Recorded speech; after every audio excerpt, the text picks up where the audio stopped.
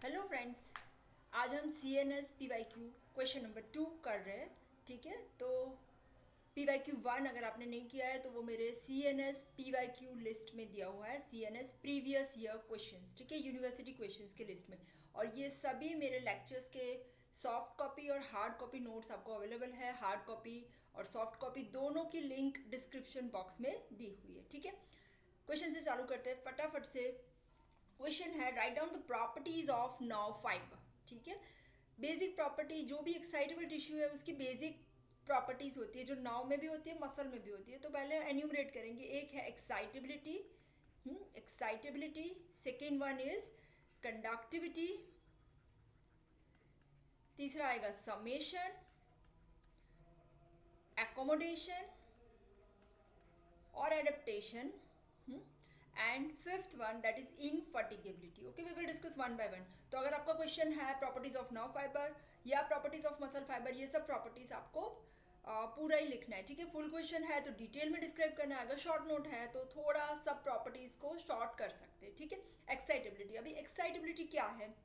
जब भी हम स्टिमुलस अप्लाई करते हैं तो जो भी फिजियोकेमिकल चेंज हो रहा है आइदर नर्व और मसल में, that is known as excitability. ठीक है, स्टिमुलस क्या है? Any change in the external environment. This change, जो भी चेंज है कि जो हमारी एक्साइटेबल टिश्यू में एक्साइटेबिलिटी प्रोड्यूस कर सकता है। ठीक है, और ये जो एक्साइटेबिलिटी प्रॉपर्टी है that is response to change in the external और इंटरनल एनवायरनमेंट। सो स्टिमुलस आपका एक्सटर्नल भी हो सकता है, इंटरनल भी हो सकता है। ठीक है, स्टिमुलस के टाइप्स कौन कौन से? आइदर वो मैकेनिकल होगा, इलेक्ट्रिकल होगा, केमिकल होगा या थर्मल होगा। ठीक है, बट हम एक्सपेरिमेंटल पर्पस के लिए इलेक्ट्रिकल स्टिमुलस यूज़ करते हैं। क्यों इलेक्ट्रिकल स्टिमुलस यूज़ करते हैं? बिकॉज उसकी हम स्ट्रेंथ और फ्रीक्वेंसी इजीली कंट्रोल कर सकते, बढ़ा सकते, घटा सकते, और वो टिश्यू को डैमेज भी बहुत कम कर रहा है। ठीक है, दूसरी एक डेफिनेशन यहाँ आएगी, chronaxie. What is chronaxie? Chronaxie is important parameter to determine excitability. अगर कोई भी टिश्यू की एक्साइटेबिलिटी कम है तो उसकी क्रोनैक्सी ज़्यादा रहेगी। क्रोनैक्सी क्या है that we will discuss, but that is unit of excitability. ठीक है, हाँ, अभी कैसे एक्साइटेबिलिटी प्रोड्यूस करते हैं वो डेमोस्ट्रेट और डिस्कस करेंगे। तो पहला है electronic potential, that is also known as graded potential भी बोलते हैं उसको, लोकल पोटेंशियल भी बोलते हैं। जैसे ही हम सब मिनिमल स्ट्रेंथ, सब मिनिमल मीन्स थ्रेशोल्ड से कम, थ्रेशोल्ड स्टिमुलस अगर आ गया तो आपका एक्शन पोटेंशियल आ जाएगा। बट अगर जो स्टिमुलस है सब मिनिमल है, थ्रेशोल्ड से कम है, तो क्या करेगा ये स्टिमुलस? क्रिएट कर रहा है नॉन प्रोपोगेटेड, मीन्स एक ही जगह रह रहा है, पास नहीं हो रहा है। वो एक्शन पोटेंशियल इज प्रोपोगेटेड, वो पास कर रहा है, ये प्रोपोगेट नहीं करेगा। और ग्रेडेड पोटेंशियल, जबकि हमारा स्टिमुलस थ्रेशोल्ड हो गया तो जो भी रिस्पॉन्स आएगा वो है action potential. And action potential is non graded, उसका समेशन नहीं हो रहा है। ठीक है, propagated and it follows all or none law. ठीक है, अगर नाव की बात करें उसका रेस्टिंग मेम्ब्रेन पोटेंशियल रहेगा -70 मिलीवोल्ट। अगर थ्रेशोल्ड स्टिमुलस दे रहे हैं तो ये पहुंच जाएगा -55। सपोज ये हमारा रेस्टिंग है -70 मिलीवोल्ट और थ्रेशोल्ड स्टिमुलस से ये यहाँ आएगा -55। सो -55 इज फायरिंग लेवल। जैसे ही फायरिंग लेवल पहुंचता है तो हमारा एक्शन पोटेंशियल जनरेट होगा, ओवरशूट करके 35 पे जाके नीचे आएगा। ठीक है, तो यहाँ पे हमें डीपोलराइजेशन और रीपोलराइजेशन और उसके बाद हाइपर पोलराइजेशन, ये सब फेजेस मिलेंगे। ठीक है, तो कंपोनेंट जो एक्साइटेबिलिटी में जो एक्शन पोटेंशियल कर्व आता है उसके कंपोनेंट में एक आएगा रेस्टिंग मेम्ब्रेन पोटेंशियल। जो कि नाव की बात कर रहे हैं तो नाव का रेस्टिंग मेम्ब्रेन पोटेंशियल रहेगा हमारा -70 मिलीवोल्ट। अगर मसल की बात कर रहे हैं तो -90 मिलीवोल्ट। ठीक है, हाँ, उसके बाद अगर स्टिमुलस दे रहे हैं तो पहले स्टिमुलस आर्टिफैक्ट आएगा, मीन्स थोड़ा सा जैसे लीकेज हो रहा है। ठीक है, करंट का लीकेज हो रहा है तो स्टिमुलस आर्टिफैक्ट आएगा। ठीक है, उसके बाद हमारा लेटेंट पीरियड, लेटेंट पीरियड में स्टिमुलस दिया और रिस्पॉन्स आया, उसके बीच का जो पीरियड है दिस इज लेटेंट पीरियड। ठीक है, so this is iso electric, यहाँ पे कुछ भी पोटेंशियल चेंज नहीं मिल रहा है। ठीक है, और उसके बाद यहाँ से हमारा मेम्ब्रेन पोटेंशियल चेंज होगा, और जैसे ही चेंज होगा अगर स्टिमुलस थ्रेशोल्ड है तो वो फायरिंग पहुंच जाएगा। Firing is your -55 millivolt. ठीक है, और अगर फायरिंग पहुंच गया then there is action potential, overshoot होएगा, एक्शन पोटेंशियल मिलेगा आपको। ठीक है, और जैसे ही +35 हो रहा है तो +35 के बाद देयर इज रीपोलराइजेशन। +35 तक जाएगा तो डीपोलराइजेशन यहाँ से और फिर रीपोलराइजेशन। ठीक है, फिर आफ्टर डीपोलराइजेशन, जो लेटर पार्ट है रीपोलराइजेशन का वो स्लो होता है, तो उसे कहते हैं आफ्टर डीपोलराइजेशन, ठीक है। क्यों ऐसा होता है? क्योंकि जो पोटेशियम चैनल है वो धीरे धीरे अभी क्लोज होगी, ठीक है। तो आफ्टर रीपोलराइजेशन, आफ्टर डीपोलराइजेशन, उसके बाद आएगा after hyperpolarization. This after depolarization 4 millisecond तक रहेगा। आफ्टर हाइपर पोलराइजेशन है वो रेस्टिंग के बाद नीचे जा रहा है यहाँ पे। This is you can see here membrane potential falls further after reaching to the resting state, ठीक है। तो वो आएगा आपका आफ्टर हाइपर पोलराइजेशन, ठीक है। हाँ, और उसका ड्यूरेशन सबसे ज़्यादा है 35 टू 40 मिली सेकेंड्स, ठीक है, जो कि हमारा रिकवरी प्रोसेस है।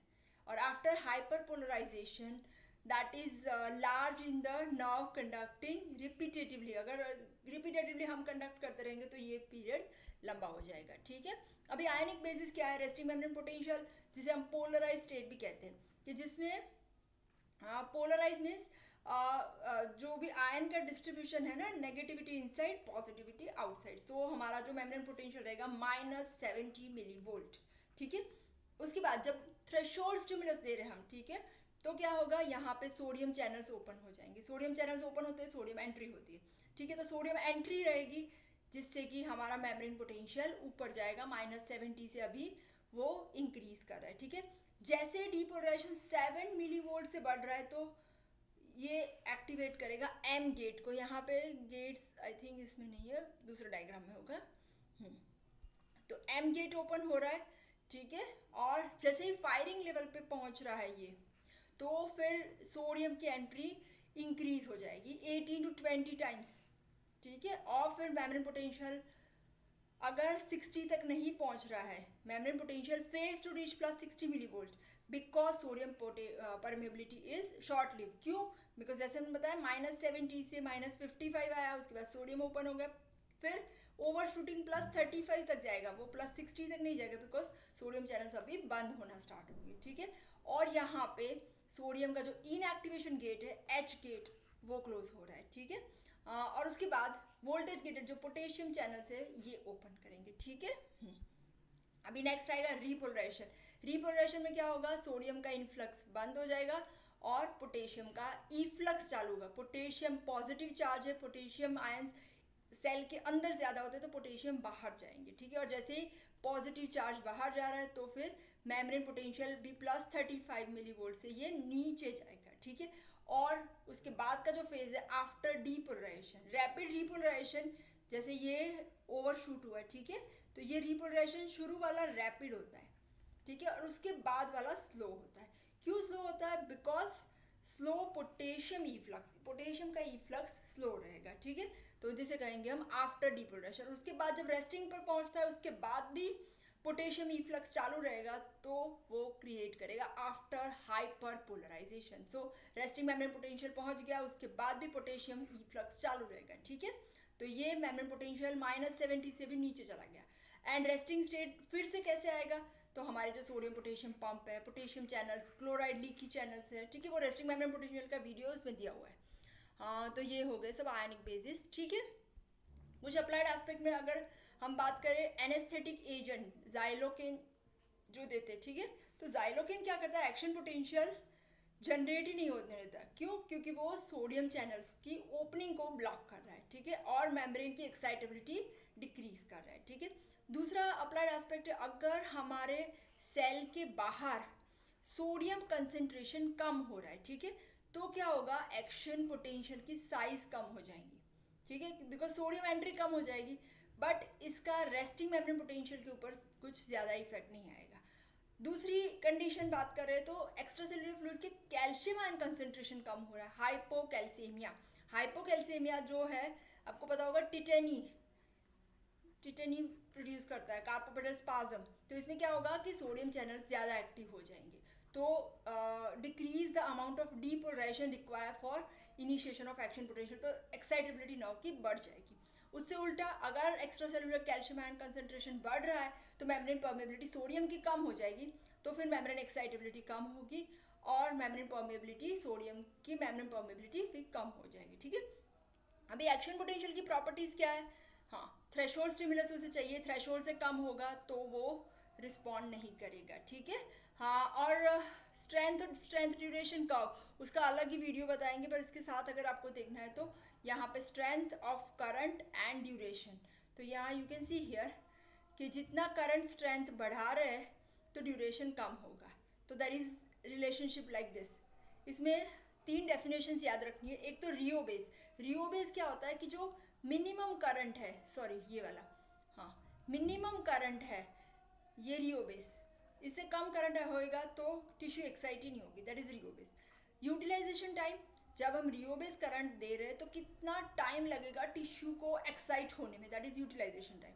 देन क्रोनैक्सी, जब हमारा current double then rheobase होगा तो कितना टाइम लगेगा, दैट इज क्रोनैक्सी। और क्रोनैक्सी मैंने आगे बताया कि इट इज एक्साइटेबिलिटी का मेजर है, क्रोनैक्सी कम, एक्साइटेबिलिटी ज़्यादा, कम टाइम लेगा, जल्दी एक्साइट होता है, ठीक है। सेकेंड प्रॉपर्टी है हमारे एक्शन पोटेंशियल की, all or none response. All or none means अगर स्टिमुलस हमारा थ्रेशोल्ड है तो एक्शन पोटेंशियल सब थ्रेशोल्ड है तो no action potential, that is all or none law, ठीक है। Same thing here. तीसरी प्रॉपर्टी है refractory period. Refractory period means action potential के बाद थोड़ा सा टाइम है जबकि हमारी टिश्यू नॉन एक्साइटेबल रहेगी, जो कि एक्साइटेबल है, रिफ्रैक्टरी टू गेट स्टिमुलेटेड, ठीक है। तो उसके भी 2 पार्ट है, एब्सोल्यूट और relative refractory period. Absolute refractory period means कि जो सेकेंड स्टिमुलस है हम दे रहे हैं वो कितनी भी स्ट्रेंथ का दे देंगे पर हमारे टिश्यू रिस्पॉन्ड नहीं करेंगे, ठीक है। तो नर्व फाइबर इसकी एक्साइटेबिलिटी कंप्लीटली लॉस्ट, ठीक है, तो उसे कहेंगे एब्सोल्यूट रिफ्रैक्टरी पीरियड, ठीक है। तो कोई भी स्टिमुलस अगर दे दिया, सुप्रा थ्रेशोल्ड भी दे दिया तो भी रिस्पॉन्स नहीं आएगा। और एब्सोल्यूट रिफ्रैक्टरी पीरियड का कॉज क्या है, एक तो जो एम गेट्स ओपन हो गए सोडियम चैनल के, ठीक है, और दूसरा कि जो इनएक्टिवेशन गेट एच गेट है वो क्लोज्ड है, so that is the cause of your absolute refractory. Then relative refractory period absolute के बाद का पीरियड है कि जब हमारा strength of stimulus थ्रेशोल्ड से ज़्यादा हो जाएगा तो रिस्पॉन्स देगा, ठीक है।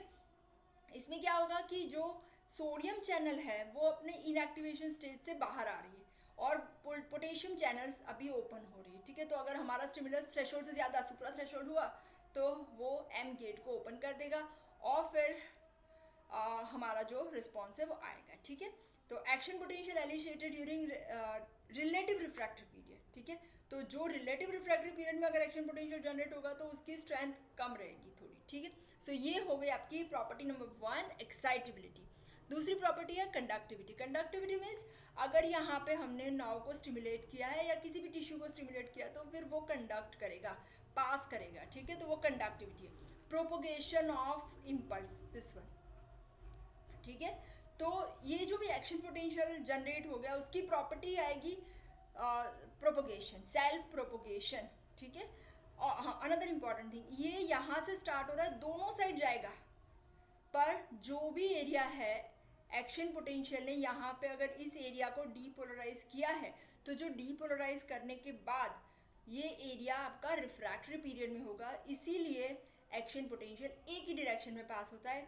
Actually it should pass in both the direction, दोनों में जाना चाहिए, लेकिन जो ऑलरेडी डीपोलराइज हो गया है वो रिफ्रैक्टरी पीरियड में होगा, ठीक है। तो एब्सोल्यूट रिफ्रैक्टरी पीरियड, तो डायरेक्शन एक ही बाजू होता है, आइडियली थियोरेटिकली दोनों साइड होता है बट प्रैक्टिकली एक ही बाजू होता है, ठीक है। अभी प्रोपोगेशन, अगर अनमाइलिनेटेड नर्व फाइबर है तो प्रोपोगेशन करंट फ्लो के थ्रू होगा, ठीक है। करंट कहाँ से कहाँ फ्लो हो रहा है, positive polarise area to negative activated area, कहाँ, एक्स्ट्रा सेल्यूलर फ्लूइड में, यहाँ पे आप देख सकते हो एक्स्ट्रा सेल्यूलर फ्लूइड में positive polarized area to negative area, यहाँ दिस साइड, ठीक है, और यहाँ पे this way. So current will flow from positive polarise to negative area, ठीक है। And because of depolarization of neighbouring area action potential propagate, depolarization जैसे propagate होगा उसी तरह से रीपोलराइजेशन भी प्रोपोगेट होगा, तो आपका पूरा ही एक्शन पोटेंशियल प्रोपोगेट हो रहा है। सेकेंड थिंग, अगर माइलिनेटेड नर्व की बात करें तो माइलिनेटेड नर्व में ये माइलिन शीथ है जो कि कंडक्टर है इलेक्ट्रिसिटी का, तो जो एक्शन पोटेंशियल पास होगा वो जंपिंग साल्टेटरी कंडक्शन रहेगा, ठीक है, ये वाला ऐसे। तो नोड ऑफ रेनवियर, एक नोड ऑफ रेनवियर से दूसरे node of Ranvier, this is propagation, ठीक है। हाँ, दूसरा एक प्रॉपर्टी है ऑर्थोड्रोमिक एंटीड्रोमिक कंडक्शन। ऑर्थोड्रोमिक कंडक्शन क्या है कि जो एक्शन पोटेंशियल का प्रोपोगेशन है वो फिजियोलॉजिकल डायरेक्शन में ही हो रहा है, ठीक है, from receptor or synapse to the length of axon. तो उसे ऑर्थोड्रोमिक है। पर अगर ऑपोजिट डायरेक्शन में हो रहा है दैट इज एंटीड्रोमिक। कल के लेक्चर में हमने ऑर्थोड्रोमिक एंटीड्रोमिक पूरा करवाया, ठीक है। अभी कौन कौन से फैक्टर्स है कि जो नाउ कंडक्शन को अफेक्ट करेंगे? पहला तो है टेम्परेचर, टेम्परेचर बढ़ेगा कंडक्शन फास्ट होगा, ठीक है। सेकेंड रेस्टिंग मेम्ब्रेन पोटेंशियल, जो रेस्टिंग मेम्ब्रेन पोटेंशियल कम नेगेटिव है तो कंडक्शन और जनरेशन फास्ट रहेगा। रेस्टिंग मेम्ब्रेन पोटेंशियल ज़्यादा नेगेटिव है तो कंडक्शन स्लो रहेगा, ठीक है। फिर फायरिंग लेवल, अगर फायरिंग लेवल पहुंच गया तो action potential can trigger second action potential, ठीक है। हाँ, और दूसरे फैक्टर्स में आएंगे डायमीटर ऑफ एक्सॉन। अगर डायमीटर ज़्यादा है तो कंडक्शन फास्ट रहेगा, ठीक है। माइलिनेशन ज़्यादा है तो भी कंडक्शन फास्ट रहेगा, ठीक है। This is same. हाँ, कंडक्शन वेलोसिटी का एक फॉर्मूला है, जितना भी एक्सॉन का डायमीटर है उसको 6 से मल्टीप्लाई करना है, इतनी आपकी कंडक्शन वेलोसिटी आएगी। अगर डायमीटर 12 माइक्रोन है तो उसकी कंडक्टिविटी आएगी 70 मीटर्स पर सेकेंड, 72 और 70 मीटर्स पर सेकेंड, ठीक है। ये हो गई सेकेंड प्रॉपर्टी, पहली excitability, second property conductivity. Third is summation. Summation में क्या होगा? अगर सब मिनिमल स्टिमुलाई है तो कोई रिस्पॉन्स नहीं आ रहा है, बट अगर दो सब मिनिमल स्टिमुलाई हम दे रहे हैं within short period of time 0.5 millisecond में दूसरा ही आ गया तो क्या होगा? ये दोनों सब मिनिमल स्टिमुलाई समेट हो जाएंगे, ठीक है। Fourth property accommodation. Nerve fibre में उसको एडेप्टेशन भी कहते हैं। एकोमोडेशन या एडेप्टेशन क्या है? अगर कंटिन्यूसली हम नाव को स्टिमुलेट करते रहेंगे तो उसकी एक्साइटेबिलिटी कम हो जाएगी, ठीक है। क्यों ऐसा होता है? क्योंकि हम अगर continuous stimulation same strength of stimulus से करते हैं तो डीपोलराइजेशन रहेगा और ये डीपोलराइजेशन कंटिन्यूस रहेगा। और डीपोलराइजेशन जब है तो सोडियम पंप इनएक्टिव है तो हमारा एक्शन पोटेंशियल नहीं जनरेट होगा। Last property infatigability. हमारा नाव फाइबर कभी फटीग नहीं होता। क्यों? बिकॉज वो all or none law follow कर रहा है। अगर एक्शन पोटेंशियल आ रहा है तो एक टाइम पे एक ही एक्शन पोटेंशियल पास होगा। सो ये सब है प्रॉपर्टीज ऑफ नाव फाइबर। अगर आपको क्वेश्चन आ रहा है तो ये पूरा आपको डिस्क्राइब करना है, ठीक है। ये पूरे नोट्स आपको मिल जाएंगे सॉफ्ट कॉपी में भी, हार्ड कॉपी में भी। सब लिंक्स डिस्क्रिप्शन बॉक्स में दी है, ठीक है। If you like my videos को लाइक करो, शेयर करो और चैनल को सब्सक्राइब करो। Thank you so much.